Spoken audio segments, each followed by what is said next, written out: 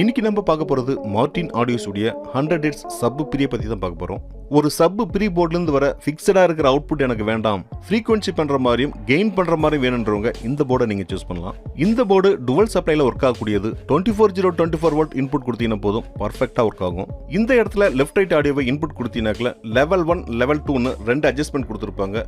அதுக்கு கீழே ஒரு கெய்னர் கொடுத்துருப்பாங்க. அதுக்கு பக்கத்துல ஃப்ரீக்வன்சி பண்ணிக்கிற மாதிரியும் ஒரு அட்ஜஸ்ட்மெண்ட் கொடுத்துருப்பாங்க.